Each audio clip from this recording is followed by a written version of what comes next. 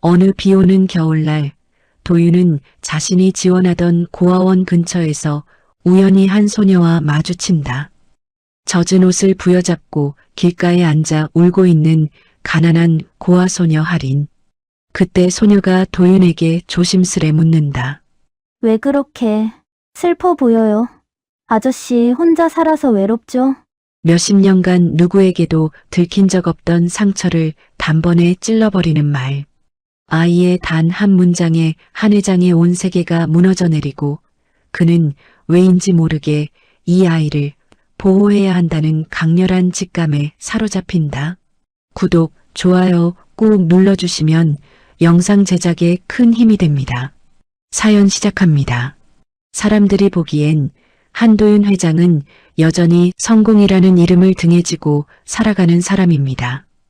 백발이 많아졌어도 단정한 슈트, 한치 흐트러짐 없는 자세, 여전히 무거운 걸음걸이까지 겉모습은 거대한 빌딩보다 더 단단해 보이곤 합니다. 하지만 그 모든 겉모습 뒤에는 누구도 들여다보지 못한 깊고 넓은 빈 공간이 하나 숨어 있었습니다. 그리고 그 빈자리는 시간이 흐를수록 더 넓어지고 더 깊어져서 이제는 그 자신조차 어디까지가 자신이고 어디부터가 허무인지 구분하지 못할 정도가 되어버렸습니다. 밤마다 그는 집안을 천천히 걸어다니곤 합니다. 워낙 넓은 집이라 걸음소리가 메아리칠 정도지만 이상하게도 그 메아리는 돌아오지 않습니다. 마치 아무도 없는 빈 산속을 걷는 듯한 정적만 있을 뿐이지요. 집사들이 몇 번이나 조금 쉬시지 그러냐고 말해도 그는 늘 손을 저어 넘기기만 합니다. 괜찮네. 아직은 이렇게 말은 하지만 사실은 괜찮지 않다는 걸 누구보다 본인이 잘 알고 있습니다. 거실 한쪽 벽에는 오래된 가족 사진이 조용히 걸려 있습니다. 젊은 시절의 그와 그의 아내, 그리고 아직 어린 딸이 환하게 웃고 있는 사진. 그 사진 앞에서 그는 늘 발걸음을 멈추고 맙니다. 몇 초만 바라보면 된다고 스스로에게 말하면서도 결국 1분, 5분, 때로는 10분 가까이 서 있기 마련이지요. 눈빛은 사진을 보지만 마음은 그날로 돌아갑니다. 모든 것이 무너져버린 바로 그날. 딸을 잃던 날 병원 앞에서 무너진 그의 모습은 아무에게도 들키고 싶지 않았습니다. 그는 세상에서 가장 강한 사람처럼 살아야 했고 무너지는 모습을 보일 여유도 없었으니까요. 하지만 그 절망은 아내의 마음도 무너뜨리고 말았습니다. 아내는 결국 그 충격을 견뎌내지 못하고 세상을 떠났고 그 순간 도윤은 깨달았습니다. 돈으로 지킬 수 없는 것이 세상에는 있다는 사실을요. 그리고 그날 이후로 그는 감정이라는 걸 거의 쓰지 않고 살아왔습니다. 마치 마음이라는 장기를 아예 도려낸 사람처럼 말이지요. 오늘도 그는 집안을 걷다가 사진 앞에서 멈춰섭니다. 어두운 조명 아래 사진 속 세 사람은 마치 다른 세계의 존재처럼 느껴졌습니다. 그는 천천히 손을 들어 사진틀을 쓸어보지만 손끝은 차갑게 떨립니다. 잘 지내고 있지? 혼잣말이 아닌 듯, 기도도 아닌 듯한 중얼거림이 그 깊은 정적을 깨뜨립니다. 하지만 돌아오는 대답은 늘 똑같습니다. 아무 말도 들리지 않는 침묵뿐이지요. 영하로 떨어진 겨울 날씨 속의 창밖을 바라보면 그의 눈빛은 유난히 쓸쓸해집니다. 바람 한 번 부딪히지 않는 유리창 너머로 흐르는 도시의 불빛들. 누구는 그걸 성공의 상징이라고 부르겠지만 도윤에게는 그저 멀기만 한 풍경일 뿐입니다. 그는 스스로에게 묻습니다. 나는 살아온 만큼 무엇을 남긴 사람인가?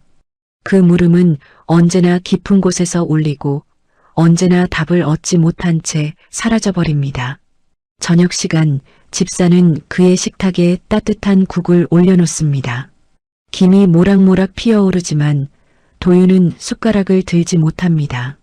어쩌면 허기보다 더 채워지지 않는 것이 있기 때문이겠지요. 몸은 늙어 약해졌는데 마음만은 여전히 어른을 다독여야 하는 아이처럼 텅 비어 있습니다. 그는 입술을 살짝 깨물며 숨을 길게 내쉽니다. 내가 왜 이렇게까지 외로운가?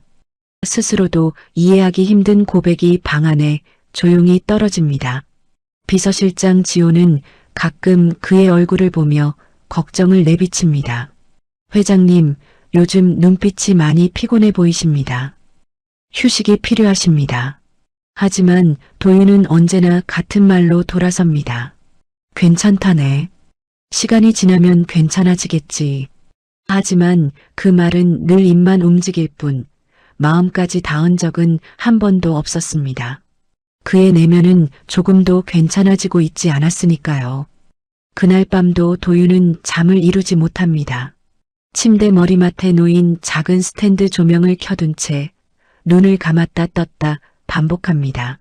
잠이 오지 않는다는 것은 지친 몸보다 지친 마음이 더 문제라는 뜻이지요. 그는 결국 침대에서 일어나 창가로 갑니다. 유리창에 비친 자신의 모습을 바라보며 홀로 생각에 잠깁니다. 나는 이제 어디로 가야 하지? 그 물음에는 방향도 목적도 없습니다. 그저 떠도는 마음이 만든 문장일 뿐이지만 그 문장이 어둠 속에서 유난히 크게 들립니다. 그렇게 몇 분을 서 있었을까요? 갑자기 그의 머릿속 깊은 곳에서 아주 작은 울림 하나가 피어오릅니다. 설명하기 어려운 누군가가 부르는 듯한 느낌. 아주 미세하지만 분명한 끌림 같은 기묘한 감각. 도윤은 이유를 모르지만 그 감각은 점점 커져만 갑니다. 마치 누군가를 만나러 가야 한다는 알 수 없는 충동처럼 말이지요. 그는 스스로도 이상하다고 느끼면서도 왠지 모르게 그 마음을 뿌리치지 못합니다. 그리고 그 직감은 몇 시간 뒤 비 내리던 그곳에서 작고 여린 소녀와의 첫 만남으로 이어지게 됩니다. 그 만남이 그의 삶을 완전히 바꿔놓을 것이라는 사실을 그는 아직 알지 못한 채 천천히, 아주 천천히 마음의 문이 흔들리기 시작합니다. 그날 오후는 유난히 우울한 공기가 깔려 있었습니다. 하늘은 낮부터 잔뜩 흐려 있었고 바람은 마치 오래된 기억을 들춰내듯 스산하게 불어왔습니다. 한도윤 회장은 오래전 습관처럼 손에 우산을 들었지만 정작 비가 내리기 시작한 것은 그가 고아원 근처로 우연히 향하던 바로 그 순간이었습니다. 그는 이유를 설명할 수 없었습니다. 아침부터 마음이 어딘가로 끌리는 듯했고 그 끌림을 무시하려 할수록 더 강해졌습니다. 그래서 발길을 돌려 한 번도 혼자 걸어본 적 없는 그 낡은 골목을 향하고 있었습니다. 마치 오래전에 잃어버린 무언가가 그곳에 남아있는 것처럼요. 비가 서서히 내리기 시작할 때쯤 그는 한 골목 어귀에서 이상한 소리를 들었습니다. 처음에는 바람에 떨어진 캔이 굴러가는 소리라고 생각했지만 조금 더 다가가자 작은 울음소리였습니다. 약하고 떨리는 누군가 겨우 참고 있는 듯한 소리. 도윤은 잠시 걸음을 멈췄습니다. 자신이 이런 소리에 귀를 기울인 적이 있었던가. 그런 생각이 스치며 가슴이 묘하게 저릿했습니다. 그리고 몇 걸음 더 다가간 순간 그는 그 아이를 발견했습니다. 낡은 벽돌 건물 아래 찢어진 운동화를 신고 작은 몸을 잔뜩 웅크린 11살쯤 되어 보이는 소녀. 비에 젖은 머리카락이 빗방울과 엉켜 뺨에 붙어 있었고 어깨는 떨리고 있었습니다. 아무도 없는 골목 한가운데 세상으로부터 버려진 사람처럼 그는 순간 옛 기억이 겹쳐 보이며 심장이 쿵 하고 내려앉았습니다. 어떤 이유도 없이 그저 뭐라고 설명할 수 없는 감정이 밀려왔습니다. 잠시 후 소녀가 아주 천천히 얼굴을 들었습니다. 그리고 그 눈빛은 말로 설명할 수 없었습니다. 도윤은 한순간 세상이 멈춘 것 같은 기분을 느꼈습니다. 마치 오래전에 잃어버린 딸이 그 어린 나이에 서 있었던 모습을 누군가 조금 비틀어서 그대로 다시 꺼내온 듯 했습니다. 그때 소녀가 아주 조용하게 입을 열었습니다. 왜 그렇게 슬퍼 보여요? 단 한 문장이었습니다. 하지만 그 한 문장은 수십 년 동안 그의 가슴속 깊이 꽁꽁 숨겨져 있던 문을 순식간에 벌컥 열어젖히는 말이었습니다. 누구도 그의 슬픔을 알아본 적이 없었습니다. 아내도 직원도 세상도 모두 그를 강한 사람이라만 생각했지 그가 어떤 마음으로 늙어가고 있는지는 아무도 묻지 않았습니다. 그런데 이 작은 아이가, 이름도 모르는 아이가 그가 평생 감춰온 구멍을 정면으로 바라보고 있었습니다. 도윤은 순간 대답을 하지 못했습니다. 말을 붙이려 해도 목이 꽉 막혀 아무런 소리가 나오지 않았습니다. 아이의 눈은 불쌍해서가 아니었습니다. 무섭거나 경계하는 눈빛도 아니었습니다. 그저 진심으로 누군가의 마음을 들여다보는 눈빛이었죠. 세상을 살면서 단 한 번도 느껴본 적 없는 시선. 소녀는 눈물을 훔치며 작게 웃으려 했지만 금방 표정이 일그러졌습니다. 그리고 떨리는 목소리로 덧붙였습니다. 아저씨도 저처럼 혼자예요? 그 순간 도윤은 그 말을 들었을 때 가슴이 무너져 내리는 느낌을 받았습니다. 저처럼이라는 말, 그 말 하나에 아이의 삶 전체가 담겨 있는 것 같았습니다. 어떤 고아가, 어떤 상처 많은 아이가 이런 말을 쉽게 할 수 있겠습니까? 혼자라는 것이 얼마나 아픈지 아는 아이만이 저런 표정을 지을 수 있는 법입니다. 도윤은 조심스레 손을 내밀었지만 아이가 움찔하며 뒤로 살짝 물러서는 모습을 보자 그는 마음이 또 한 번 저릿해졌습니다. 자기보다 훨씬 약한 존재가 자기를 두려워하는 것이 아니라 누구에게도 기대지 못해 사람 손길 자체가 익숙하지 않은 모습이었으니까요. 그는 아이에게 내가 왜 여기에 왔는지, 왜 이 아이를 보자마자 멈춰섰는지 전혀 설명할 수 없었습니다. 하지만 한 가지는 확실했습니다. 이 아이를 그냥 두고 갈 수 없다는 것. 어디 사니? 그는 조심스럽게 물었지만 아이는 고개를 숙입니다. 고아원 근처요. 아이가 말하자 비 내리는 골목이 더욱 썰렁하게 느껴졌습니다. 그 작은 목소리가 비보다 더 차갑게 들렸습니다. 그는 아이에게 우산을 씌워주려다 아이가 젖은 손으로 고개를 저으며 말했습니다. 전 괜찮아요. 아저씨 먼저 가세요. 그 말이 이상하게 뼈를 때렸습니다. 늘 먼저 양보하고 늘 뒤로 물러서고 늘 기다리는 게 익숙해져 버린 아이. 어린데도 너무 어린데도 세상보다 먼저 자신을 포기해버린 아이 같은 모습. 그 짧은 순간 도윤은 이루 말할 수 없는 감정 하나에 사로잡혔습니다. 동정이 아니라 불쌍함도 아닙니다. 그저 잃어버렸던 무언가를 다시 만난 듯한 느낌. 가슴이 찢어지는데도 이상하게 따뜻해지는 감각. 그는 아이를 돌려보냈지만 발걸음은 좀처럼 떨어지지 않았습니다. 멀어지는 아이의 뒷모습을 바라보며 그는 결국 속삭였습니다. 이 아이 대체 왜 이렇게 마음을 흔드는지, 왜 이렇게 익숙해 보이는지, 왜 이렇게 아픈지. 그는 그 답을 찾지 못한 채 빗속에서 한참을 서 있었습니다. 하지만 그는 모릅니다. 그날 골목에서 만난 소녀가 그의 삶을 완전히 뒤흔들 존재라는 것을, 그리고 그 아이의 한마디가 그동안 얼어붙어 있던 그의 마음을 단숨에 깨버릴 시작이었다는 것을. 비가 잦아들 즈음 한도윤 회장은 천천히 집으로 향하고 있었습니다. 하지만 걸음은 평소처럼 단단하지 않았습니다. 그 아이를 본 순간부터 무언가가 마음속 깊은 곳에서 흔들리고 있었기 때문입니다. 우산 위로 톡톡 떨어지는 빗방울 소리가 마치 아이의 울음처럼 들리기도 했고 어깨 위로 식은 바람이 스칠 때마다 왜인지 모르게 가슴이 조여들었습니다. 그 작은 눈빛 하나에 몇십 년 묻어둔 감정이 꺼내진 것이지요. 집 현관에 들어서자 집사는 인사를 건넸습니다. 회장님, 돌아오셨습니까? 저녁은. 하지만 그는 대답도 하지 못한 채 가볍게 손만 흔들었습니다. 집사는 그 차가운 손짓에 익숙했지만 그날따라 회장의 표정이 유난히 낯설어 보였습니다. 말없이 방으로 들어가는 그의 등을 보며 집사는 한동안 그 자리에서 움직이지 못했습니다. 문이 닫히자마자 도윤은 천천히 숨을 크게 들이쉬었습니다.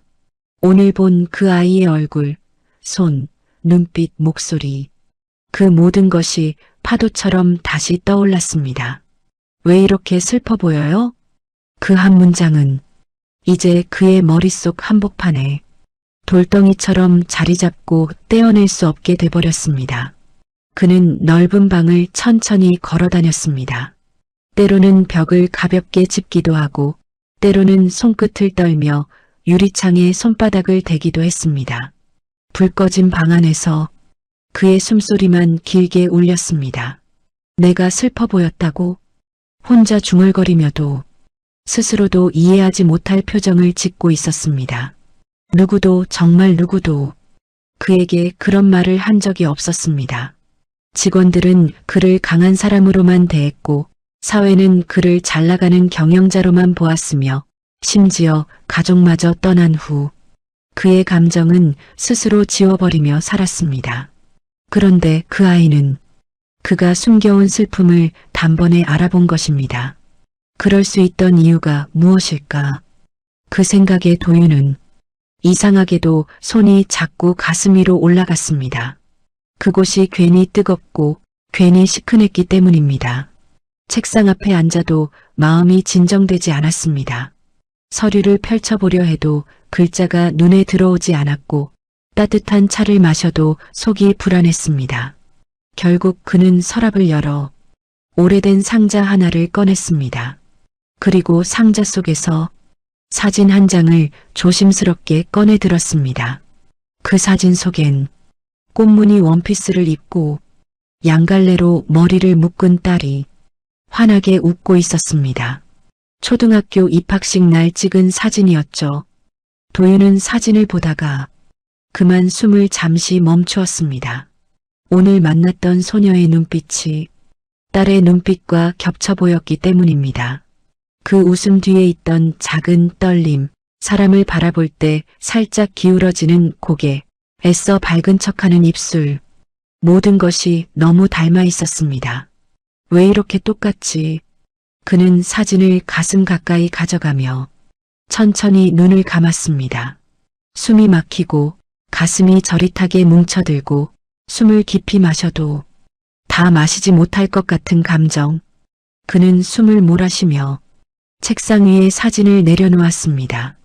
그리고 방 안을 천천히 걸어다니며 머릿속에서 그 아이의 모습을 지우려 애썼습니다. 하지만 지워지기는커녕 오히려 더 선명하게 떠올랐습니다. 그는 결국 비서실장 지호에게 전화를 걸었습니다. 밤 시간이라 조심스레 전화를 끊으려던 지호에게 그는 조용하지만 단단한 목소리로 말했습니다. 오늘 어떤 아이를 보고 왔네. 아이가요? 고아원 부근에서 혼자 울고 있던 아이였어. 지호는 놀랐지만 더 놀라운 건 회장의 말투였습니다. 그토록 묻어냈던 사람이 누군가를 걱정하는 목소리를 낸 적이 거의 없었기 때문입니다. 그 아이를 알아봐 주게. 네. 고아원 이름, 그 아이 이름 모든 걸. 도윤은 잠시 말을 멈추었습니다. 너무 많은 말을 하면 스스로 감정을 숨기지 못할 것 같았기 때문입니다. 그리고 아주 천천히 덧붙였습니다. 나는 그 아이를 그냥 지나칠 수가 없네. 지호는 그 말에 깜짝 놀랐습니다. 하지만 회장의 목소리는 흔들리고 있었습니다. 오랫동안 막혀있던 무언가가 조금씩 열리고 있다는 걸 지호는 느낄 수 있었습니다. 전화를 끊고 난 후 도윤은 너무 오래 서 있었던 탓일까요? 무릎이 힘없이 휘청하며 흔들렸습니다. 그는 의자에 조용히 앉아 두 손으로 얼굴을 감쌌습니다. 그 순간 눈물이 한 줄 아주 조심스럽게 흘러내렸습니다. 그는 눈물을 닦지도 못하고 그저 가만히 앉아 있었습니다. 몇십 년 만에 흘리는 눈물이 어디서부터 시작된 것인지 그조차도 알 수 없었습니다. 하지만 단 하나만은 분명했습니다. 그 아이 다시 만나야 한다. 그 마음 하나가 그의 가슴 깊은 곳에 작은 불씨처럼 피어나고 있었습니다. 그리고 그 불씨는 곧 그의 삶 전체를 바꿔놓을 만큼 커다란 불꽃이 될 운명이었습니다. 다음 날 아침 한도윤 회장은 평소보다 훨씬 일찍 눈을 떴습니다. 잠을 제대로 잔 것도 아니었습니다. 어젯밤 내내 마음이 뒤척였고 누웠다가 일어나기를 반복하다 보니 어느새 새벽이 되어 있더군요. 하지만 피곤함보다 가슴속 어딘가에서 계속 울리는 작은 떨림이 그를 일으켜 세웠습니다. 오늘 다시 가보아야 한다. 그 아이가 있는 곳으로, 그 골목의 끝에 있는 고아원으로. 그 이유를 묻는다면 그는 제대로 설명하지 못했을 것입니다. 궁금해서 그랬다라고 말하기엔 너무 간절했고 도와주고 싶었다라고 하자니 그보다 더 깊은 무언가가 마음을 잡아당기고 있었습니다. 그래서 결국 그는 오랜 시간 묻어두었던 감정을 따라 차에 올랐습니다. 고아원 앞에 도착했을 때 아침 햇살이 빗물을 머금은 나무잎을 반짝이게 하고 있었습니다. 비 온 뒤 특유의 냄새가 희미하게 공기 속에 남아 있었고 아이들이 뛰노는 웃음소리가 멀리서 바람처럼 흘러왔습니다. 그 소리는 이상하게도 그를 조용히 흔들었습니다. 오래전에 끊겨버린 딸의 목소리를 멀리서 듣는 것만 같았으니까요. 고아원 원장과 직원들이 그가 방문한다는 소식을 듣고 정중하게 맞이했습니다. 도윤은 대수롭지 않다는 듯한 표정을 지으려 했지만 정작 마음은 그 아이를 찾는 데 온 신경이 쏠려 있었습니다. 저 아이들 있는 곳을 잠깐 봐도 괜찮겠습니까? 그가 조심스럽게 묻자 원장은 놀란 듯 하다가 미소를 지었습니다. 물론이지요. 회장님처럼 큰 분이 찾아오시는 것만으로도 아이들에겐 큰 기쁨입니다. 원장은 그를 안내하며 아이들이 노는 마당 쪽으로 데려갔습니다. 그곳에는 여러 아이들이 껑충껑충 뛰어다니며 놀고 있었습니다. 미끄럼틀을 타는 아이, 벽에 그림을 그리는 아이, 고개를 갸웃거리며 장난감을 만지작거리는 아이들까지. 하지만 도윤은 그 어떤 아이에게도 눈길을 오래 두지 않았습니다. 왜냐하면 그가 찾는 얼굴은 단 하나였기 때문입니다. 그리고 그 순간 아이들 틈에서 할인이 고개를 돌리고 있었습니다. 햇빛 아래서 머리카락이 부드럽게 빛나고 눈가에는 미소가 가볍게 걸려 있었습니다.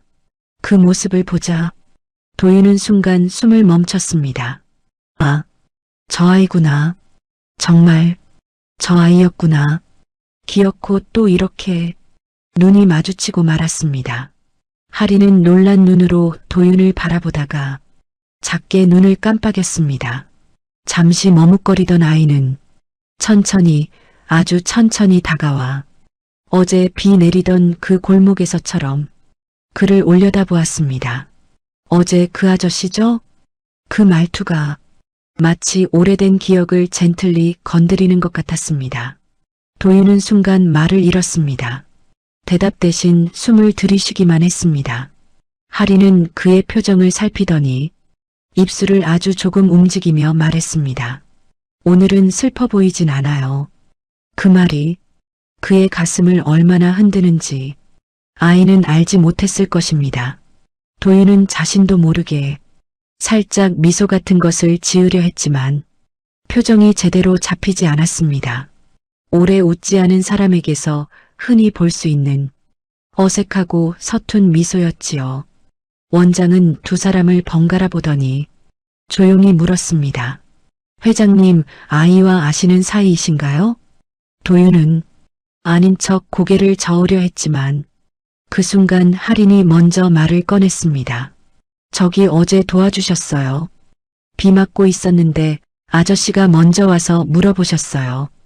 아이는 그저 사실을 말했을 뿐인데 왠지 그 말이 도윤의 마음을 따뜻하게 덮어주는 듯 했습니다. 원장은 미소를 지었습니다. 아, 그랬군요. 하린이는 다른 아이 돌봄도 잘하고 말없이 배려하는 마음이 깊은 아이랍니다. 하린은 그 말에 부끄러운 듯 고개를 숙였습니다.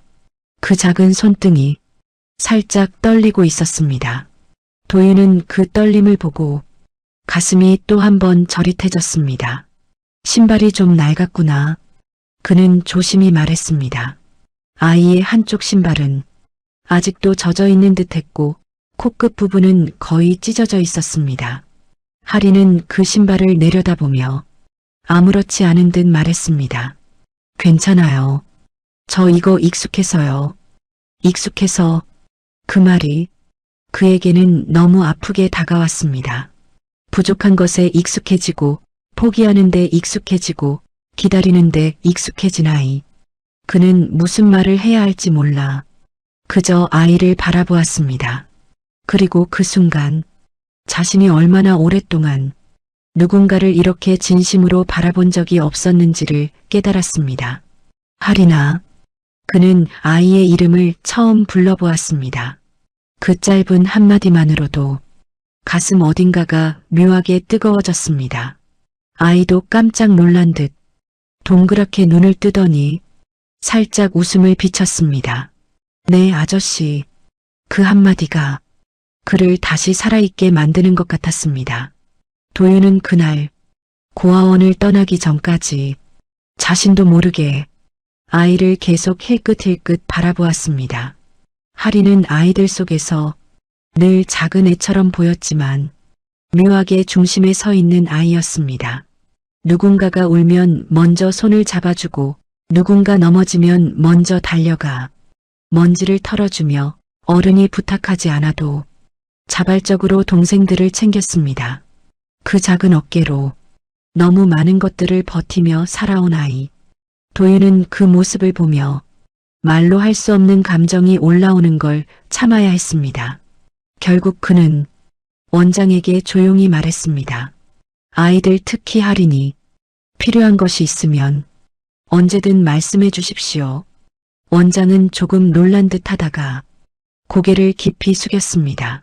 정말 감사합니다, 회장님. 하린이는 특별한 아이입니다. 도윤은 천천히 고개를 들어 멀리서 뛰놀고 있는 하린을 바라보았습니다. 그리고 그 순간 그의 마음속에 아주 오래전 잃어버렸던 감정이 미약하지만 분명한 온도로 돌아오고 있었습니다. 이 아이, 왜 이렇게 안아주고 싶지? 말로 할 수 없는 끌림, 설명할 수 없는 따뜻함, 그리고 설명하면 오히려 거짓 같아져 버릴 감정. 그날 집으로 돌아가는 차 안에서 그는 창밖을 바라보며 몇십 년 동안 잃어버린 하나의 마음을 조용히 되찾고 있었습니다. 그리고 그 마음은 어떤 힘보다 강하게 그를 다음 단계로 이끌 준비를 하고 있었습니다. 고아원에서 돌아온 다음 날 한도윤 회장은 오랜만에 책상 앞에 앉아 서류를 몇 장 펼쳐보려 했습니다. 하지만 글자가 눈에 들어오지 않았습니다. 눈앞에서는 자꾸만 하린의 작은 손, 젖은 신발, 조심스럽게 기울던 고개가 선명하게 떠올랐기 때문입니다. 왜 저 아이가 이렇게 신경 쓰이지? 그는 스스로에게 물었지만 대답은 나올 리 없었습니다. 그저 한 가지 감정만 묵직하게 가슴속에 자꾸만 떠올랐습니다. 지켜주고 싶다. 그 마음 하나뿐이었습니다. 결국 그는 지호비서를 불렀습니다. 하린 그 아이 생활이 어떤지 조용히 알아봐주게. 고아원에 부담 주지 않게 말이야. 지호는 놀라면서도 회장의 표정이 어느 때보다 진지하다는 것을 느끼고 고개를 끄덕였습니다. 며칠 뒤 지호는 조심스레 보고했습니다. 회장님, 하린이는 고아원에서도 손이 많이 가는 아이입니다. 아픈 아이들도 돌보고 동생들 숙제도 봐주고 그런데 정작 자신을 위한 건 아무것도 요구하지 않는다고 합니다. 자신을 위한 건? 도윤은 잠시 멈췄습니다. 지호는 고개를 끄덕이며 말했습니다. 네, 회장님. 필요한 게 있어도 괜찮아요만 하는 아이랍니다. 그 말을 듣자 이상하게도 심장이 먹먹해졌습니다. 많은 것을 잃고 살아온 사람만이 보이는 마음의 자세, 세상에서 가장 어린 나이에 너무 많은 걸 감당해버린 아이의 태도. 도윤은 조용히 고개를 숙였습니다. 그 작은 등 뒤에 얼마나 많은 외로움이 쌓여 있었을지 감히 상상할 수 없었습니다. 며칠이 지나 도윤은 다시 고아원을 찾았습니다. 아이들이 바깥에서 뛰놀고 있었고 햇살은 따뜻했습니다. 하지만 그는 주변을 둘러보지도 않았습니다. 그의 시선은 마치 누군가에게 이끌리듯 자연스럽게 한 곳으로 향했습니다. 할인이 고장난 그림책을 고쳐 붙이고 있었습니다. 허리를 숙인 채 작은 손으로 테이프를 붙이며 혼잣말을 중얼거리고 있더군요. 다시 읽을 수 있겠다 좋다. 그 모습을 보자 가슴이 묘하게 저릿해졌습니다. 자신이 어릴 적 딸이 자주 하던 행동과 너무 비슷했습니다. 문득 그에게 땅이 울리는 듯한 감각이 오면서 숨을 한 박자 잃었습니다. 어쩌면 이 아이는 내게 다시 온 선물 아닐까. 하늘이 딸 대신 보내준. 그는 조금 흔들린 숨을 내쉬었습니다. 그가 다가가자 할인이 천천히 고개를 들었습니다. 아저씨. 눈이 동그래지며 입가가 살짝 말려 올라갔습니다. 반갑다는 말 대신 그 표정만으로 모든 게 전해졌습니다. 도윤은 말없이 그 아이 옆에 서서 조용히 물었습니다. 무얼 하고 있었니? 이거요. 할인은 붙여놓은 책을 보여주며 조금 수줍게 웃었습니다.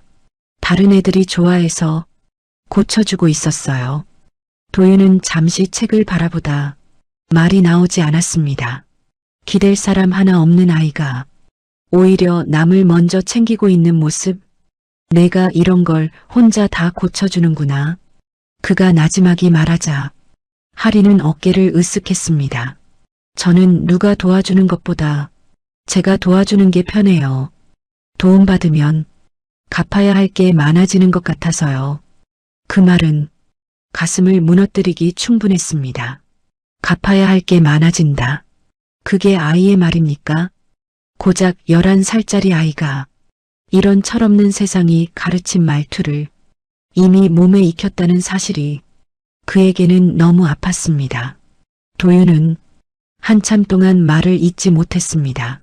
그리고 조용히 조심스럽게 물었습니다. 혹시 누가 너한테 그런 생각을 하게 했니? 할인은 고개를 저으며 작게 웃어 보였습니다. 아니에요. 그냥 제가 그런 것 같아요. 전 괜찮아요. 전 괜찮아요. 그 말이 그의 가슴을 세 번째로 강하게 내려쳤습니다.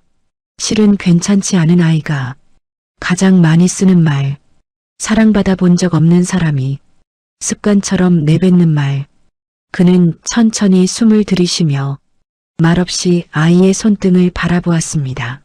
마디가 좀 굵고 어린데도 거칠었습니다. 아이의 삶이 그 작은 손에 고스란히 새겨져 있었습니다. 원장은 그 광경을 멀리서 지켜보다가 조심스레 다가왔습니다. 회장님, 할인이는 정말 착한 아이입니다. 본인을 필요 이상으로 희생시키는 면도 있고요. 도윤은 잠시 고개를 끄덕였습니다. 그렇군요. 그 말에는 말로 표현할 수 없는 감정이 담겨 있었습니다. 그는 한참을 고민하다가 조용히 입을 열었습니다. 원장님, 할인이가 필요한 것, 부족한 것, 뭐든 말씀해 주십시오. 저 아이에게 조금이라도 도움이 되고 싶습니다. 원장은 놀란 듯 두 손을 모으며 말했습니다. 감사합니다, 회장님. 사실 할인이는 그때 멀리서 다른 아이가 울음을 터뜨렸습니다. 그 소리를 듣자마자 할인은 반사적으로 일어났습니다. 저 잠깐 다녀올게요. 그리고 곧장 달려갔습니다. 누가 가르친 적도 없을 텐데 몸이 먼저 움직이는 아이.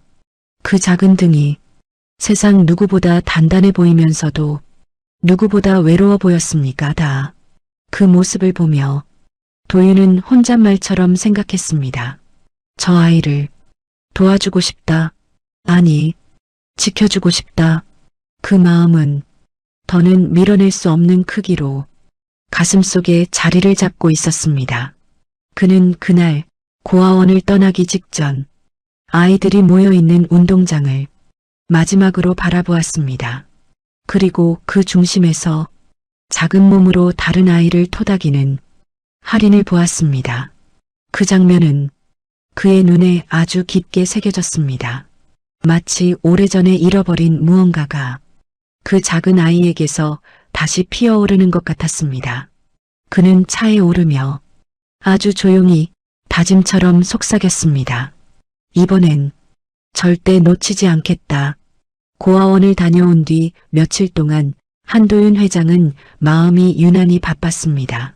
예전에는 돌덩이처럼 굳어있던 하루하루가 이제는 자꾸만 흔들렸습니다. 할인을 떠올리기만 해도 가슴 안쪽이 미묘하게 뜨거워지고 한참 동안 그 아이의 손과 미소가 떠나지를 않았습니다. 하지만 세상은 그의 이런 변화를 가만히 두지 않았습니다. 그가 누군가에게 마음을 쓰기 시작하면 반드시 그 틈을 파고드는 사람들이 있었습니다.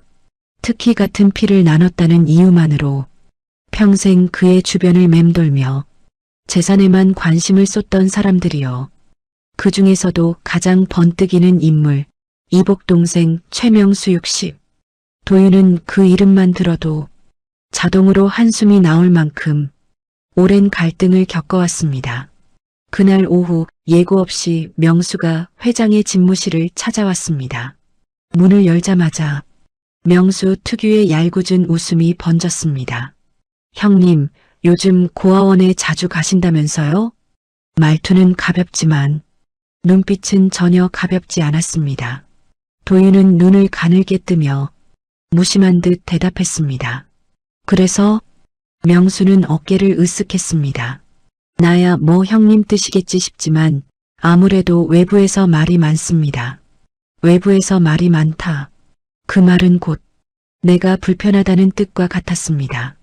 형님 나이를 생각해서 하는 말입니다. 이런저런 위험한 일에 얽히면 그동안 지켜온 그룹 이미지에도 흠이 가죠. 그 말에 도윤의 눈빛이 단단해졌습니다. 명수야. 그는 조용히 그러나 힘있게 말했습니다. 아이 하나 도운 것이 왜 흠이 되지? 명수는 짧게 웃으며 더 가까이 몸을 기울였습니다. 형님, 세상이 그렇게 단순합니까? 고아원 출신 아이가 형님한테 접근하고 후원금을 핑계로 금전 문제라도 생긴다면 그건 사기일 수도 있죠. 그 순간 도윤의 손이 멈칫했습니다. 그러나 그는 최대한 담담한 표정으로 말했습니다. 그 아이는 그런 아이가 아니다. 명수는 비웃듯 콧소리를 냈습니다. 형님은 뭐 늘 사람을 좋게 보시니까요. 하지만 형님 재산은 그 아이에게 흘러갈 이유가 없습니다. 명수의 말 마지막 한 줄은 분명한 경계였고 노골적인 위협이었습니다.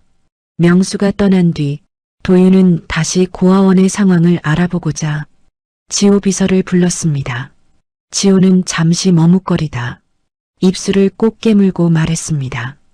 회장님 사실 요 며칠 사이 고아원에 이상한 문의 전화가 몇 통 들어왔다고 합니다. 무슨 전화인가?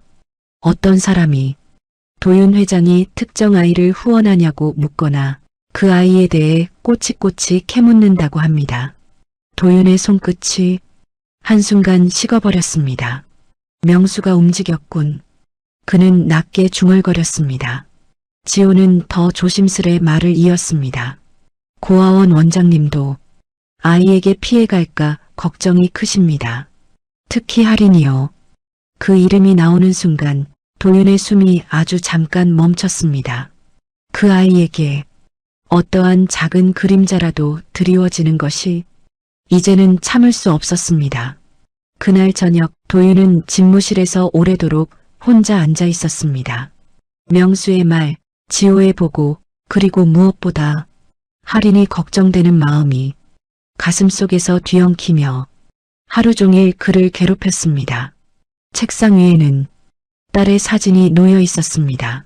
젊은 날 유난히 밝게 웃던 그 미소가 점점 할인의 얼굴과 겹쳐지기 시작했습니다.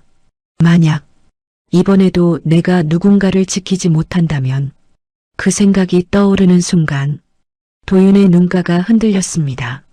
그는 천천히 사진틀을 손끝으로 쓸어보며 마치 오래전 딸에게 말하듯 작게 속삭였습니다. 이번엔 내가 먼저 손 내밀게 해다오. 다음 날 장세경 원장이 직접 회장을 찾아왔습니다. 얼굴에 깊은 걱정이 묻어 있었습니다. 회장님, 아이가 혹시라도 오해받을까 걱정입니다. 할인이에게 무슨 일이 생기면 저희는 감당할 수 없습니다. 그 말은 눈을 마주하지 못한 채 작게 떨리고 있었습니다. 원장님, 도윤은 자리에 앉은 채 차분하게 말했습니다. 그 아이는 내가 책임질 테니 걱정 마시오. 그 말은 그가 할 수 있는 약속 중 가장 진심 어린 말이었습니다. 원장은 그제야 얼굴을 어렴풋이 들어 회장을 바라보았습니다. 그 눈빛에서 오랜 세월 지켜온 강인함이 아니라 누군가를 지켜야 하는 진짜 어른의 마음이 느껴졌습니다. 하지만 상황은 그의 의지만으로 해결될 만큼 단순하지 않았습니다. 그 주부터 고아원 근처에는 정체를 알 수 없는 남자들이 서성였고 아이들 사이에서는 할인 언니 누가 데려가는 거 아니냐는 말이 돌기 시작했습니다. 원장은 이를 보고 밤늦게 회장에게 전화를 걸었습니다. 회장님, 혹시 무슨 문제라도 있는 건가요? 도윤은 강하게 대답했습니다. 문제는 절대 아이가 아닙니다. 문제는 그 아이가 가까이 왔다는 이유만으로 불안해지는 사람들일 뿐이지요. 그러나 그 말 뒤에는 숨길 수 없는 걱정이 묻어 있었습니다. 그는 너무 잘 알고 있었습니다. 재산과 권력 주변에서 가장 먼저 위험해지는 존재는 늘 약하고 보호받지 못한 존재라는 것을, 그리고 이번에는 그 약한 존재가 할인이었습니다. 그날 밤 도윤은 창밖으로 어두운 하늘을 바라보았습니다. 도시는 여전히 밝았지만 그 밝음 어딘가에 어두운 그림자가 스멀스멀 피어오르는 듯 했습니다. 하지만 그 어둠 속에서도 한 가지는 분명했습니다. 마음속에서 아주 강하고 또렷한 결심이 커지고 있다는 것. 그는 조용히 속삭였습니다. 할인이를 누구도 건드리지 못하게 하겠다. 그리고 그 결심은 곧 그를 진실의 문 앞으로 이끌게 됩니다. 그 문 뒤에는 그가 예상하지 못했던, 아니 평생 동안 단 한 번도 상상하지 못했던 충격의 진실이 서서히 모습을 드러내고 있었습니다. 며칠 뒤 장세경 원장은 고아원 오래된 문서들을 정리하기 위해 창고 같은 작은 방에 들어갔습니다.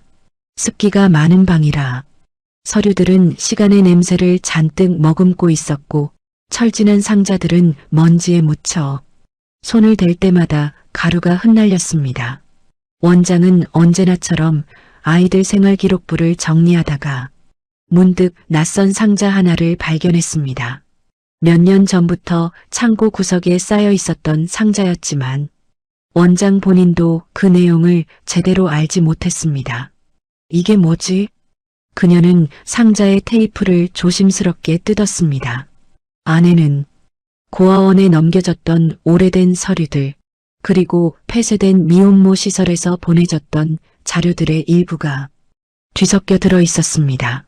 원장은 오래전 기록을 한 장 또 한 장 넘기며 어느 시설에서 어떤 아이가 오게 됐는지를 천천히 확인하고 있었는데 그때였습니다. 손끝이 잠시 멈췄습니다. 한 문장이 눈을 잡아당겼습니다. 1990년대 후반 성신 미혼모 보호시설에서 아이 한 명 출생. 무는 미성년자. 가명으로 생활. 출산 직후 기록 일부 누락. 원장은 이상하다는 생각에 연도와 고아원에 입소한 시점을 다시 대조했습니다. 그리고 놀라운 사실을 깨달았습니다. 이 시기, 할인이가 들어온 시기와 맞아떨어지는데 순간 심장이 철렁 내려앉았습니다. 원장은 서류를 더 깊이 뒤적였습니다. 하지만 출생 관련 문서의 일부는 어느 시점부터 뜯겨나가 있었고 어떤 페이지는 아예 사라져 있었습니다. 이상했습니다. 고아원 기록은 대체로 꼼꼼히 남았는데 하필 그 시설에서 온 아이들의 기록만 중간이 비어 있었습니다. 원장은 손등에 땀이 맺히는 것을 느꼈습니다. 그녀는 수십 년 동안 아이들을 돌보면서 이런 경험을 단 몇 번 해본 적이 있었습니다. 숨긴 흔적이다. 누군가 의도적으로 출생 사실을 감추려 한 흔적. 그 느낌은 그녀의 직업 경험에서 오는 날카로운 감각이었습니다. 그녀는 서류를 손에서 놓지 못한 채 생각을 반복했습니다. 할인이의 말투, 사람을 관찰하는 방식, 남을 먼저 챙기는 태도, 가끔 보여주는 깊은 외로움. 그리고 회장님과 처음 만났을 때부터 묘하게 끌리는 듯한 그 분위기. 그녀는 자신도 모르게 목젖이 뜨겁게 올라오는 것을 느꼈습니다. 설마 그럴 리가 없겠지. 그렇게 말하면서도 그렇게 되지 않을 이유를 찾을 수 없었습니다. 그날 오후 지호 비서가 고아원을 방문했습니다. 할인의 생활을 챙기기 위한 일이었지만 원장은 그에게 서류를 내밀며 말했습니다. 이걸 보세요. 지호는 의아한 얼굴로 문서를 들여다보다가 이내 표정이 굳어졌습니다. 출생 기록이 누락되어 있다고요? 네. 원장은 조심스레 고개를 끄덕였습니다. 그리고 이 시설은 도윤 회장님께서 30여 년 전부터 은밀하게 지원하던 곳입니다. 그 말에 지호는 숨을 삼켰습니다. 회장님이 그때 원장은 바닥을 바라보며 말했습니다. 회장님께서 젊은 시절 한 번도 공식 행사에 나오지 않고 오랫동안 사라져 있던 시기가 있었습니다. 고인이 병을 앓기 시작하기 전 그 시기와 이 기록의 시기가 같아요. 지호는 천천히 그러나 단호하게 말했습니다. 혹시 원장님도 같은 생각을? 원장은 떨리는 목소리로 말했습니다. 할인이가 회장님의 딸과 피가 닿아 있을 가능성. 그 말이 방 안의 공기를 완전히 얼려버렸습니다. 지호는 한동안 말을 잇지 못했습니다. 머릿속에서는 할인과 회장의 모습이 번개처럼 스쳐 지나갔습니다. 할인이 회장을 바라보던 눈빛, 회장이 아이를 보며 멈추던 순간 둘 사이에 흐르던 이상한 유대. 이건 회장님께 바로 알려야 할까요? 지호가 조심스럽게 묻자 원장은 단호하게 고개를 저었습니다. 아직은 아니에요. 확실하지도 않은데 괜히 상처를 드릴 수 있어요. 그러나 말은 그렇게 했지만 그녀는 이미 알고 있었습니다. 이건 단순한 우연이 아니다. 절대로. 그날 밤 지호는 조용히 회장 집무실을 찾아갔습니다. 문을 조심스레 두드리자 도윤이 천천히 눈을 들었습니다. 왔나 무슨 일인가. 지호는 한참 동안 말을 잇지 못했습니다. 하지만 결국 입술을 눌러가며 조심스럽게 말했습니다. 회장님, 할인이의 출생 기록에 이상한 점이 있습니다. 도윤의 얼굴에 순간 미세한 흔들림이 지나갔습니다. 이상한 점? 지호는 주머니에서 한 장의 복사본을 꺼내 회장 앞에 놓았습니다. 도윤은 문서를 읽다가 손이 미세하게 떨리기 시작했습니다. 이 시설, 익숙하군. 그는 천천히 그러나 고통스레 말을 이었습니다. 내가 그 당시 지원하던 곳이었지. 지호는 숨을 삼켰습니다. 그리고 마지막으로 가장 조심스럽고 무거운 말 한마디를 꺼냈습니다. 회장님, 할인이가 혹시 회장님의 그만. 도윤은 의자를 움켜쥐며 말했습니다. 목소리는 낮았지만 흔들림이 너무 컸습니다. 그런 말 함부로 하지 말게. 그러나 그의 손은 여전히 떨리고 있었습니다. 숨도 깊게 쉬지 못하고 어깨도 굳어 있었습니다.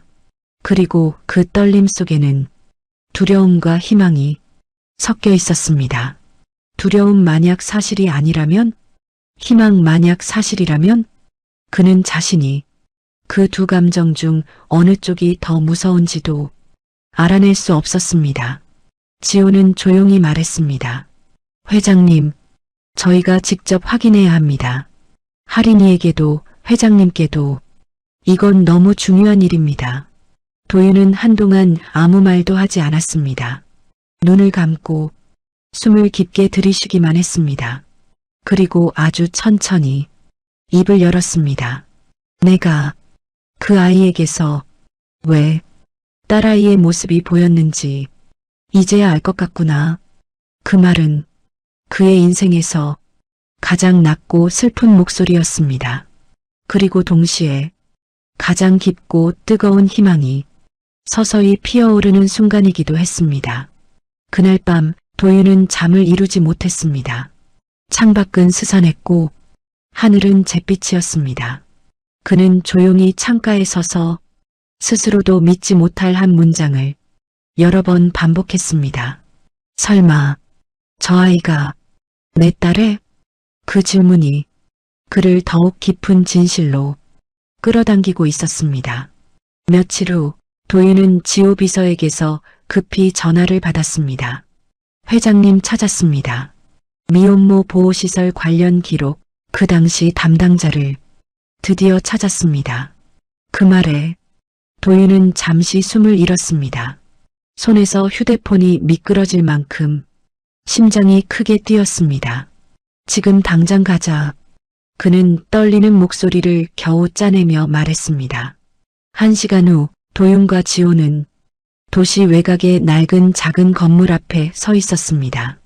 한때는 미혼모 보호시설이라는 간판이 있었던 자리지만 지금은 녹슨 못자국만 남아 있었습니다.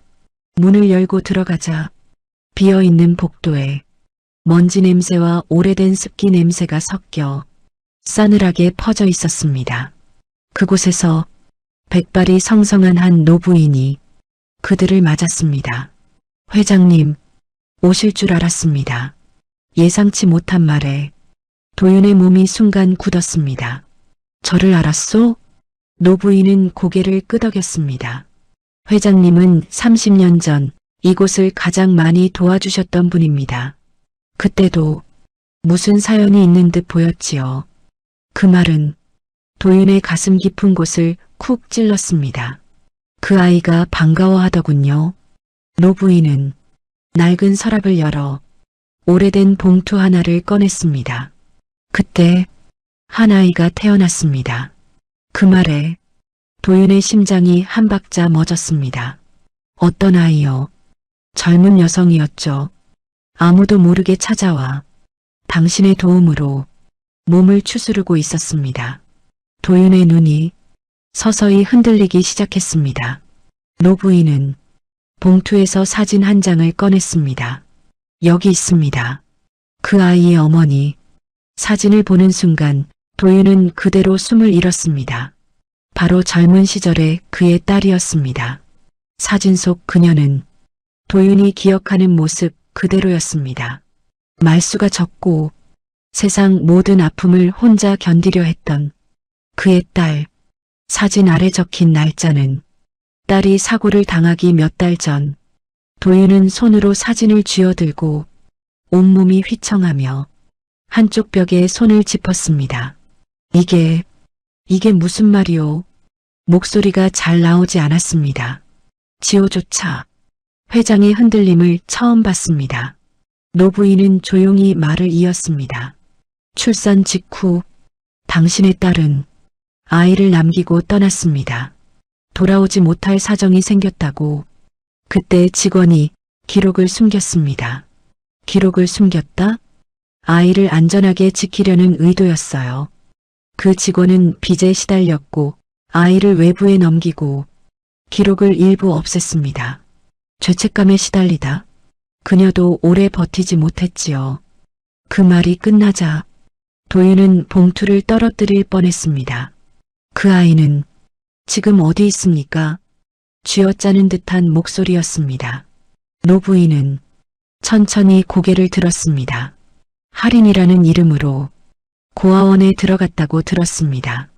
그 순간 도윤의 무릎이 힘없이 꺾였습니다.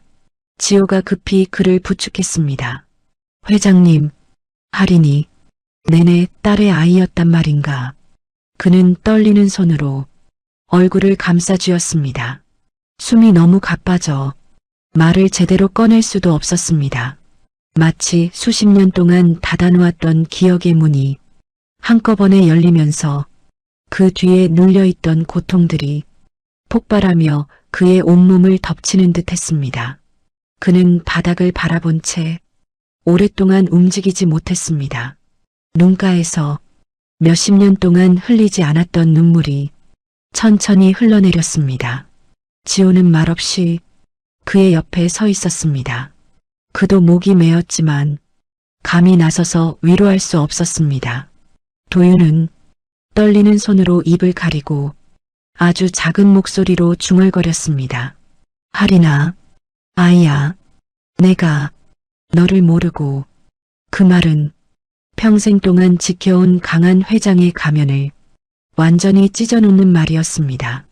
눈물 사이로 몇 가지 장면이 떠올랐습니다. 할인이 처음 그에게 왜 슬퍼 보여요? 라고 묻던 순간 작은 손등에 거친 선, 도윤을 바라보던 눈빛, 남을 먼저 챙기고 자기를 숨기던 모습, 그리고 그 아이의 작은 뒷모습이 자꾸만 딸의 유년 시절과 겹쳐 보였던 이유, 모든 퍼즐이 한순간에 맞춰졌습니다. 그는 중얼거렸습니다. 그래서였구나.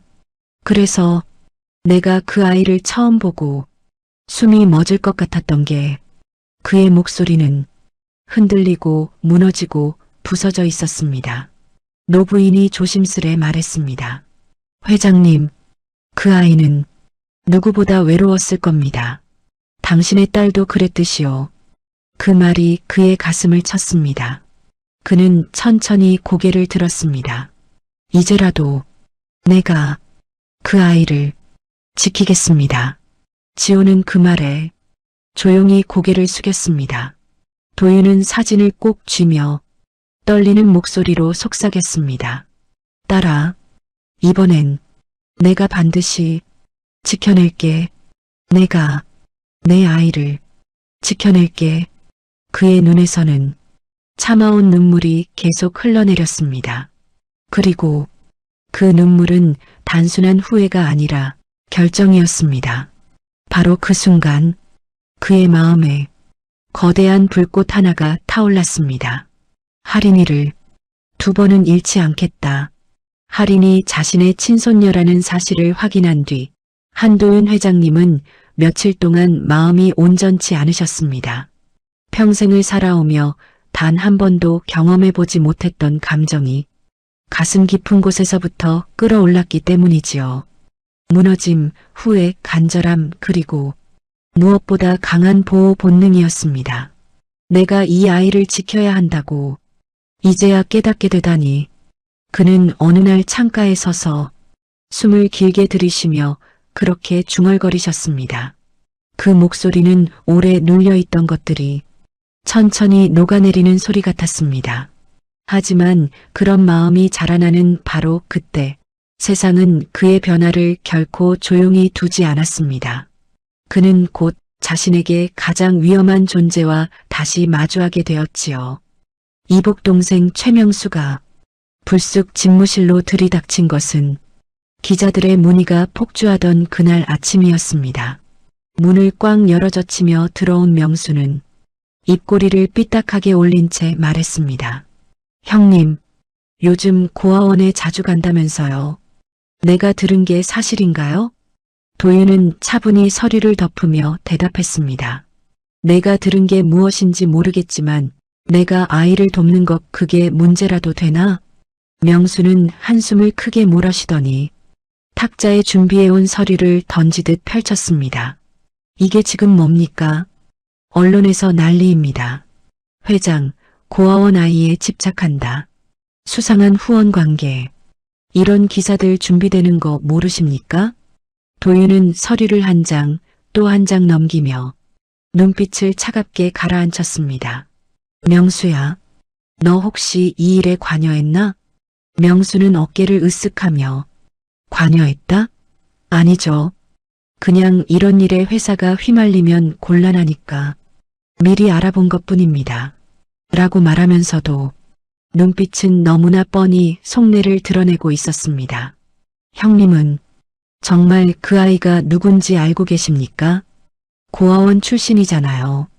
정체도 모르는 아이 아니었습니까? 그 말에 도윤의 시선이 매서워졌습니다. 아니다. 그는 단단히 잘라 말씀하셨습니다. 나는 이제 정확히 알고 있다. 명수는 눈을 크게 뜨며 도윤을 바라보다가 혀를 차며 자리를 박차고 나갔습니다. 도윤은 그 뒷모습을 말없이 바라보며 속으로 조용히 결심했습니다. 이번엔 내가 지킨다. 며칠 뒤 지호 비서가 급히 달려와 말했습니다. 회장님, 고아원에 기자들이 몰려갔습니다. 지금 상황이 많이 혼란스럽습니다. 그 말에 도윤은 얼굴이 굳어졌습니다. 차로 달려 도착한 고아원 입구는 이미 기자들과 촬영팀으로 가득했습니다. 아이들은 겁에 질렸고 원장은 필사적으로 아이들을 안쪽으로 숨기고 있었습니다. 원장님, 특정 아이가 회장님과 관련 있다던데 사실입니까? 회장님 재산이 그쪽으로 흘러가고 있다는 말도 있습니다. 그 아이 누구입니까? 왜 숨기는 겁니까? 그 무례한 질문들이 아이들의 귀에 그대로 꽂히고 있었습니다. 도윤은 그 모습을 보는 순간 숨이 거칠게 흔들렸습니다. 그만들 하시오. 그의 목소리가 고아원 마당 전체에 울려 퍼졌습니다. 눈빛은 칼날처럼 선명했고 어떤 흔들림도 없었습니다. 기자들이 일제히 그를 향했습니다. 회장님, 그 아이와 무슨 관계입니까? 왜 비밀리에 후원하셨습니까? 재산 이전을 준비하는 건가요? 도윤은 단호하게 말했습니다. 아이들에게 피해주는 질문은 지금 이 자리에서 모두 멈추시오. 그 한마디에 기자들의 술렁임이 다시 퍼졌지만 그의 얼굴이 너무 단단해 더 몰아붙이지는 못했습니다. 원장은 도윤에게 달려와 눈물이 맺힌 얼굴로 말했습니다. 회장님, 아이들이 무서워합니다. 특히 하린이가 자신 때문에 이런 일이 생긴 줄 알고 있어요. 그 말에 도윤의 가슴이 찢어지듯 아팠습니다. 잠시 뒤 작은 그림자가 고아원 뒤편에서 천천히 걸어 나왔습니다. 할인이었습니다. 할아버지, 저 때문에 이렇게 된 거예요? 그 목소리는 너무 작았고 그 작은 목소리에 어른보다 깊은 죄책감이 실려 있었습니다. 도윤은 한 걸음 다가가 그 아이의 어깨에 조심스럽게 손을 얹었습니다. 아니다, 할인아. 너의 잘못은 단 하나도 없다. 잘못한 사람은 어른들이다. 그 말에 할인은 입술을 꼭 깨물며 더 이상 아무 말도 하지 못했습니다. 그날 밤 도윤의 집무실로 명수가 다시 찾아왔습니다. 문을 걸어 잠그듯 닫고 말했습니다. 형님, 당신 딸의 애라면서요? 그 말 사실입니까? 그 눈엔 당황 반, 질투 반, 그리고 탐욕까지 섞여 있었습니다. 도윤은 속이 울컥했지만 아주 침착하게 대답했습니다. 그렇다. 명수는 크게 비웃었습니다. 형님, 정신 차리십시오. 고아원에서 온 애가 정말 형님 손녀라고 믿는 겁니까? DNA 검사도 안 했잖아요. 도윤은 그의 시선을 정면으로 받아냈습니다. 명수야, DNA보다 내 마음이 먼저 알았다. 그 말에 명수는 말을 잇지 못했습니다. 평생 단 한 번도 보지 못했던 아버지의 얼굴이 그의 형 얼굴 위에 그대로 드러났기 때문입니다. 다음 날 도윤은 모든 언론을 불러 공개 기자회견을 열었습니다. 지호 비서도 얼굴이 굳어 있었고 원장도 초조하게 손을 쥐고 있었습니다. 하지만 할인의 손만은 도윤이 단단히 잡고 있었습니다. 그는 단상에 서서 한동안 침묵을 지킨 뒤 천천히 입을 열었습니다. 할인은 내 가족입니다. 기자회견장이 순식간에 숨죽인 듯 조용해졌습니다. 도윤은 흔들림 없이 말했습니다. 이 아이를 보호하기 위해 제가 할 수 있는 모든 것을 다 하겠습니다. 아무도 이 아이를 함부로 하지 못합니다. 그리고 마지막으로 그는 가장 절절한 목소리로 덧붙였습니다. 할인은 내 딸이 남긴 세상에서 가장 소중한 생명입니다. 그 순간 플래시가 쏟아졌고 사람들은 그 장면을 두 눈으로 붙잡아 두기라도 하듯 숨조차 크게 쉬지 못했습니다. 도윤은 할인의 손을 더 꽉 잡았습니다. 그 손은 작고 떨리고 있었지만 이제 그 손을 지켜줄 사람은 누구보다 단단했습니다. 기자회견을 마치고 돌아온 그날 한도윤 회장님은 밤새 거의 잠을 이루지 못하셨습니다. 눈을 감아도 할인의 얼굴이 떠오르고 눈을 떠도 딸아이의 마지막 모습이 생각나 가슴이 계속 덜컹거리는 듯 했지요. 그는 마침내 새벽 5시쯤 자리에서 일어나 옷깃을 여미셨습니다. 서재에서 오래된 사진 한 장을 꺼내 한참 동안 손끝으로 문질렀습니다. 딸 유지연의 웃는 사진, 그리고 아주 작은 목소리로 중얼거리셨습니다. 지연아, 너에게 꼭 하고 싶은 말이 있다. 그 말은 반쯤 울컥한 숨과 섞여 방 안에 조용히 흩어졌습니다. 지호 비서가 차 문을 열자 도윤은 천천히 한 발을 내디디며 말했습니다. 지호야, 오늘은 그곳에 가보려 한다. 지호는 머뭇거렸지만 더는 말릴 수 없다는 걸 알았습니다. 회장의 얼굴에 이번엔 반드시 가야 한다는 강한 결의가 분명히 새겨져 있었기 때문입니다. 차 안은 한동안 아무 말도 오가지 않았습니다. 겨울로 넘어가는 찬 바람이 유리창을 스쳐 지나갔고 도윤은 손등 위에 떨어지는 햇빛을 그저 멍하게 바라보기만 했습니다. 지호야, 네 회장님, 딸에게 너무 늦게 왔다. 이런 날이 올 줄은 몰랐구나. 지호는 대답하지 못했습니다. 대답하면 회장의 흐트러진 감정을 무너뜨릴까 차마 입을 열 수 없었습니다. 납골당 문이 열리는 순간 찬 공기와 함께 오래 묵은 비애 같은 정적이 훅 밀려왔습니다. 도윤은 천천히 복도를 따라 걸어 어떤 칸 앞에서 발을 멈추셨습니다. 유지연 1987-2006. 그 이름을 보는 순간 그는 손에 들고 있던 장갑을 떨어뜨릴 뻔했습니다. 숨이 가라앉지 않아 가슴을 몇 번이나 세게 두드리며 간신히 입술을 떼셨습니다. 지현아, 목소리가 흔들려 마치 오래전 상처가 갑자기 터져나온 것처럼 말끝이 떨려 끊겼습니다. 그는 떨리는 손끝으로 딸의 이름을 쓰다듬었습니다. 차갑고 단단한 표면이었지만 그보다도 더 차가워진 자신의 지난 세월이 떠올랐습니다. 내가 너를 제대로 안아보지도 못했구나. 그 말은 누군가에게 들려주기 위한 말이 아니라 평생 동안 가슴속에서 썩어가던 고백이었습니다. 내가 지키겠다. 도윤은 무릎을 꿇었습니다. 고통스러워 무릎이 떨렸지만 그는 일어서려 하지 않으셨습니다. 무릎을 세상에 부딪히며 그가 짊어져야 했던 죄책감을 마침내 인정하는 순간이었기 때문입니다. 지연아, 너를 잃은 뒤로 나는 살아있는 게 아니었다. 회사도 명예도 모두 다 의미 없었다. 그는 숨을 크게 몰아쉬고 두 손으로 얼굴을 감싼 채 말을 잇지 못했습니다. 그런데 내가 남기고 간 그 아이가 내 눈앞에 다시 나타났더구나. 숨이 끊어질 듯 멈췄습니다. 할인이, 내가 몰랐다. 그 아이가 너의 딸이라는 걸. 아무도 나에게 말해주지 않았다. 그 순간 그의 손등에서 뜨거운 눈물이 툭 하고 떨어졌습니다. 많은 이들이 보는 앞에서도 흘리지 않던 그 눈물이 딸 앞에서는 절대 참을 수 없었던 것입니다. 너의 아이를 내가 지키겠다. 그 누구에게도 이제는 빼앗기지 않게 할 것이다.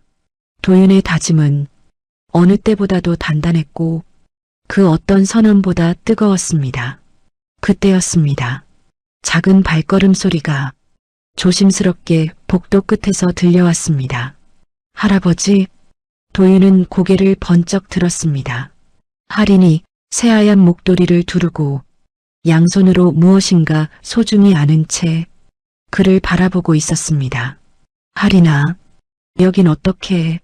할인은 고아원 원장의 손을 살짝 놓으며 한 걸음, 두 걸음 조심스럽게 다가왔습니다. 할아버지가 여기 계시다고 해서요. 저도 같이 오고 싶었어요. 그 말은 그의 가슴을 가장 깊게 찌르는 말이었습니다. 도윤은 눈물 자국을 감추려 했지만 이미 늦었습니다. 할아버지, 왜 이렇게 많이 울고 계세요? 할인의 목소리는 너무 부드러웠고 너무 따뜻했습니다. 그리고 너무 닮아 있었습니다. 어린 시절 딸아이의 목소리와 도윤은 참아왔던 감정을 더 숨기지 못했습니다. 손을 뻗어 할인의 작은 손등을 감싸며 말했습니다. 할아버지는 내가 있어서 살아가는 것 같구나. 도윤은 할인을 딸의 납고람 앞에 앉히고 조심스럽게 작은 상자를 하나 꺼냈습니다. 할인아, 이건 내 엄마가 어릴 때 늘 소중히 아끼던 반지란다. 반지는 오래된 은빛을 띠고 있었고 정교하게 새겨진 지자가 아직도 선명했습니다. 이 반지 너에게 주고 싶구나.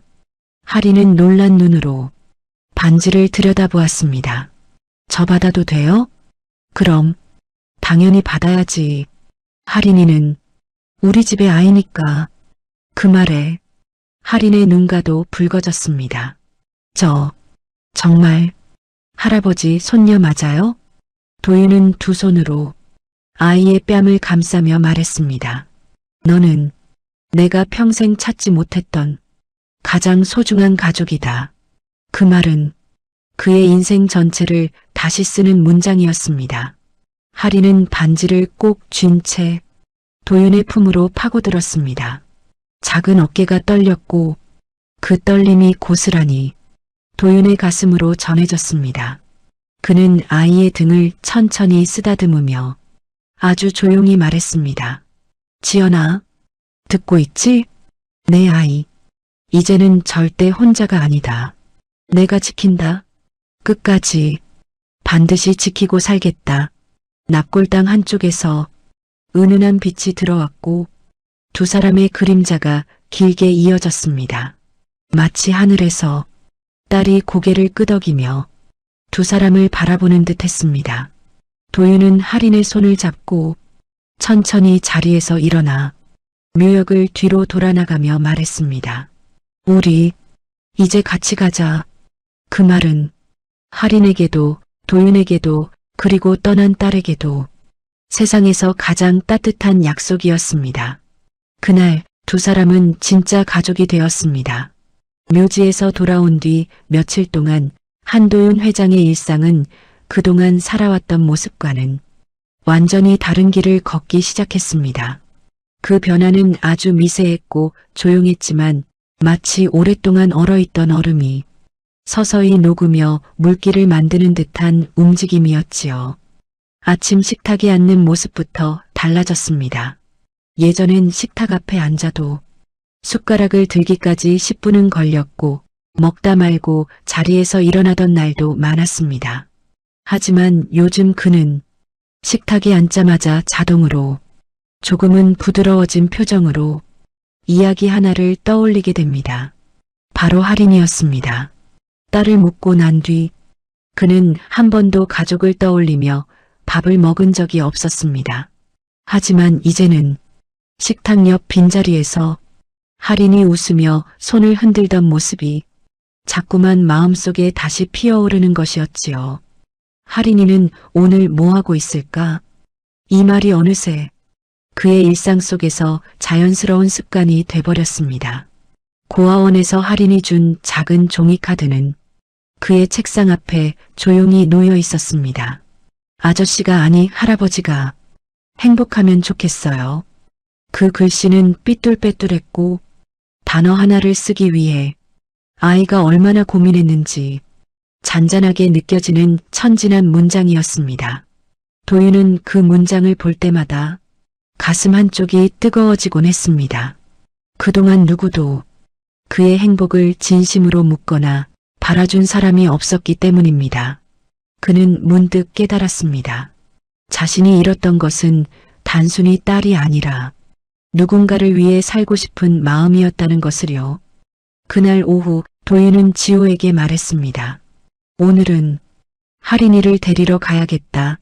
지호는 순간 놀랐지만 곧 미소를 지으며 대답했습니다. 예, 회장님. 함께 가시죠. 고아원 앞에 도착하자 아이들이 마당에서 놀다가 회장을 발견하고 환호했습니다. 회장님 왔다. 할아버지 왔다. 그 소리에 도윤은 피식 미소를 지었습니다. 그 미소는 그동안 회사에서도 거의 본 적 없던 부드럽고 따뜻한 표정이었습니다. 잠시 뒤 할인이 문을 열고 나왔습니다. 할아버지, 도윤은 아이를 바라보며 숨을 잠시 멈췄습니다. 그 한마디가 그의 가슴을 다시 뜨겁게 만들었기 때문입니다. 그래 왔다. 오늘은 같이 나가볼까? 할인은 눈을 반짝이며 고개를 끄덕였습니다. 그리고 조심스럽게 그의 손등을 잡았습니다. 도윤의 손이 그 작은 손을 감싸던 순간 그는 또다시 숨을 깊게 들이쉬지 않을 수 없었습니다. 너무 오랫동안 아무도 손잡아준 사람이 없었기 때문이었습니다. 둘은 조용한 시장 골목을 걸었습니다. 도윤은 이 거리에서 시간이 이렇게 천천히 흐른다는 사실을 처음 알았습니다. 할인은 여기저기 호기심이 가득해 고개를 돌려가며 구경했습니다. 할아버지, 이거 봐요. 꽈배기도 팔아요. 도윤은 오랜만에 무언가를 맛보고 싶다는 마음을 느꼈습니다. 예전 같으면 사무실 안에서 식사 시간도 넘기던 사람인데 아이 옆에서는 마음이 이상하게도 부드러워졌습니다. 둘은 따뜻한 꽈배기를 사서 작게 찢어 나눠 먹었습니다. 바삭한 소리와 함께 뜨끈한 향이 올라오자 도윤은 그만 웃음 같은 웃음이 새어나왔습니다. 할인아, 맛있니? 응. 할아버지는요? 그 말이 결국 그의 마음을 완전히 열게 했습니다. 나도 이렇게 맛있는 건 정말 오래간만이구나. 할인은 그 말을 듣고 아무 말 없이 그저 그의 손을 꼭 잡았습니다. 아이의 체온이 그의 손등을 천천히 덮었습니다. 도윤은 그 순간을 잊지 못했습니다. 누군가에게 손을 잡힌 느낌이 얼마나 따뜻한 것인지, 얼마나 오래 기다려온 감정이었는지 그제야 알았기 때문입니다. 해가 질 무렵 두 사람은 천천히 집으로 향했습니다. 할인은 도윤의 옆에서 작은 발걸음으로 따라 걸었지만 그 속도는 딱 회장의 보폭에 맞춰져 있었습니다. 마치 오래전부터 둘이 함께 걸어온 사람들처럼요. 잠시 뒤 할인이 조용히 물었습니다.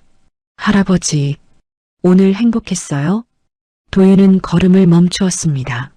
할인의 눈은 세상 무엇보다 맑았습니다. 그 눈에 비친 자신의 모습을 보자 그는 가슴이 다시 뭉클해졌습니다. 행복했지. 오랜만에, 정말 오랜만에. 할인은 미소를 지었습니다. 그리고 아주 조심스럽게 손을 더 꽉 잡았습니다. 그럼 저도 행복해요.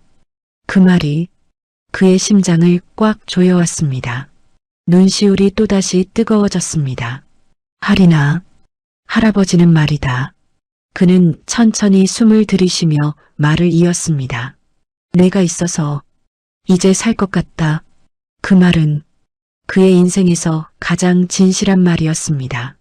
집에 도착한 뒤에도 하리는 회장의 곁을 오래 떠나지 않았습니다. 낡은 옷을 갈아입은 뒤 그의 서재 문가에 조용히 기대어 말했습니다. 할아버지, 다음에도 또 같이 가요? 도윤은 미소를 지으며 고개를 끄덕였습니다. 그래, 할아버지가 매일 데려오마.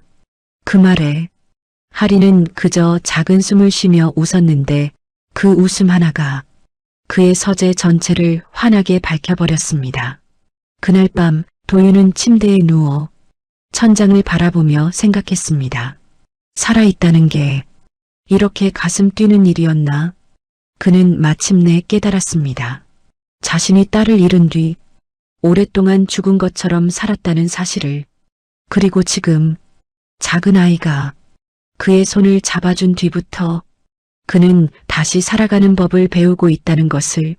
잠들기 전 그는 조용히 속삭였습니다. 하리나, 고맙구나. 할아버지를 다시 사람이 되게 해줘서.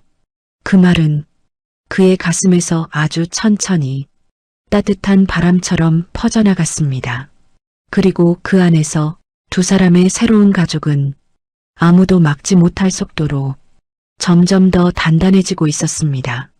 겨울이 다가오던 어느 날 한도윤 회장은 고아원 앞에 차를 세운 뒤 잠시 떨어지는 눈송이를 바라보며 조용히 숨을 내쉬었습니다.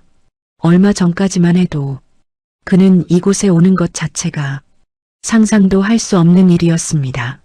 하지만 이제는 이 문을 열고 들어가는 순간이 그의 하루 중 가장 따뜻한 시간이 되어버렸지요. 차 문을 열고 내리자 고아원 아이들이 일제히 소리쳤습니다. 할아버지 왔다. 할인 언니 할아버지. 그 소리가 도윤의 귀에 닿을 때마다 가슴 한쪽이 뭉글하게 뜨거워졌습니다. 그래 왔다. 다들 안녕하니? 그의 목소리는 누구보다 부드러웠습니다. 그리고 잠시 뒤 문 안쪽에서 작은 그림자가 활짝 웃으며 뛰어왔습니다. 할아버지, 할인이었습니다. 붉은 목도리를 두르고 눈처럼 하얀 숨을 뿜어내며 그에게 달려오는 모습은 마치 오래전 딸의 유년 시절을 그대로 다시 보는 듯 했습니다. 도윤은 아이를 와락 안았습니다. 차가운 바람에도 불구하고 그의 품은 따뜻했습니다. 아이가 가볍게 안기며 말했습니다. 오늘 같이 가요? 그 말은 그의 마음 한가운데를 늘 가장 따뜻하게 덮어주는 문장이었습니다. 그래, 가자. 오늘은 특별한 곳에 가자꾸나. 할인과 함께 도착한 곳은 도윤이 평생을 바친 회사 본사였습니다. 그는 그동안 아무도 모르게 준비했습니다. 손녀를 숨겨야 하는 존재가 아닌 당당한 가족으로 세우기 위한 마지막 단계였습니다. 현관에 들어서자 직원들이 모두 일어나 회장을 향해 인사했습니다.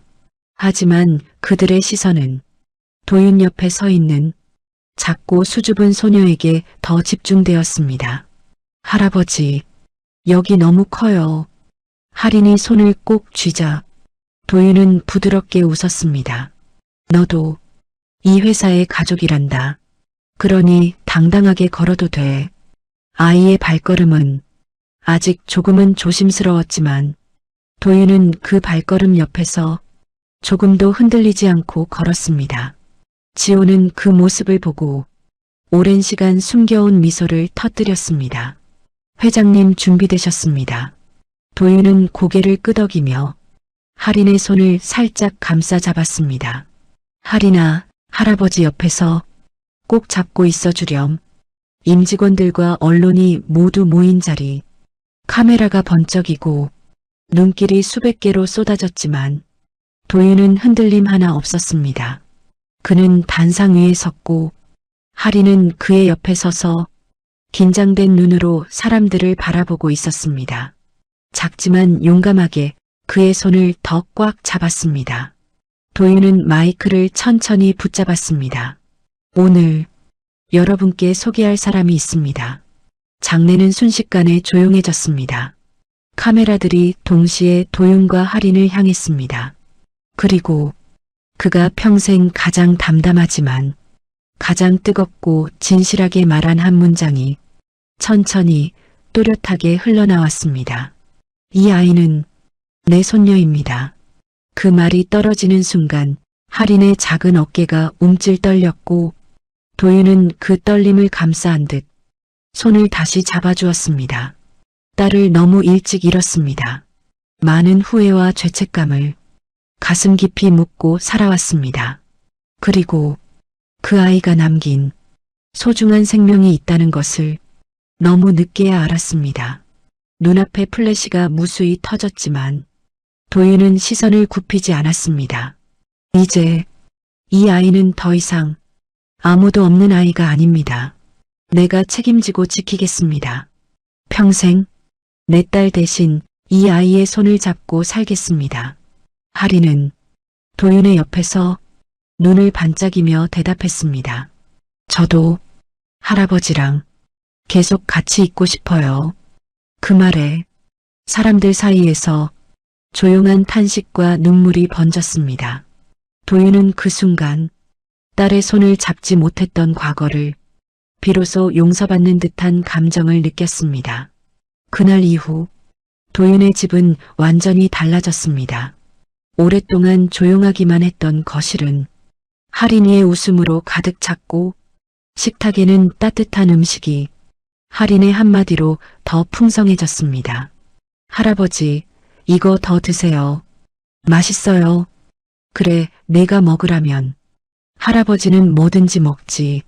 집은 오랜만에 가족이라는 온기로 가득했고 도윤은 해마다 찾아오던 쓸쓸한 겨울이 이번만큼은 이상하리만큼 따뜻했습니다. 그리고 어느 날 밤 하린은 새로 받은 공책을 꺼내 천천히 또박또박 글씨를 쓰기 시작했습니다.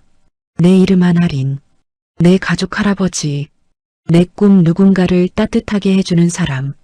그 글씨를 본 도윤은 숨이 턱 막히며 눈시울을 붉혔습니다. 그래, 내가 행복하면 그걸로 할아버지는 됐다. 그의 말에는 평생 지켜낸 모든 것보다 더 값지고 뜨거운 진심이 담겨 있었습니다. 잠들기 전 하린은 조용히 다가와 물었습니다. 할아버지, 저 진짜 할아버지랑 있어도 되는 거죠? 도윤은 눈을 감았다 뜨며 대답했습니다. 하린아, 너는 할아버지가 살아가는 이유가 되었단다. 평생 지켜줄 테니 불안해하지 말아라. 하린은 잠시 입술을 떨더니 그 품에 와락 안겼습니다. 저도 할아버지 제일 좋아해요. 그 말은 도윤의 가슴 깊이 아주 천천히 아주 뜨겁게 스며들었습니다. 그는 아이의 등을 쓰다듬으며 마지막으로 하지만 누구보다 단단한 목소리로 말했습니다. 이제는 둘 다 혼자가 아니다. 우리 둘이 같이 살아가자. 그 말이 끝나자 하린은 잠든 듯 숨을 고르게 쉬었고 도윤은 아이의 이마에 아주 조심스럽게 입을 맞췄습니다. 겨울바람이 창문을 스쳐 지나갔지만 방 안의 공기는 그 어느 때보다 따뜻했습니다. 그리고 그날 이후로 한도윤과 한하린 두 사람의 삶은 서로에게 가장 소중한 가족이라는 이름으로 새로운 계절을 맞이하게 되었습니다. 이제 그들은 함께였다. 그리고 앞으로도 영원히 함께할 가족이었다. 이 이야기가 가슴에 남았다면 구독, 좋아요, 알림 설정 부탁드립니다. 누군가의 인생이 당신의 이야기일 수 있습니다.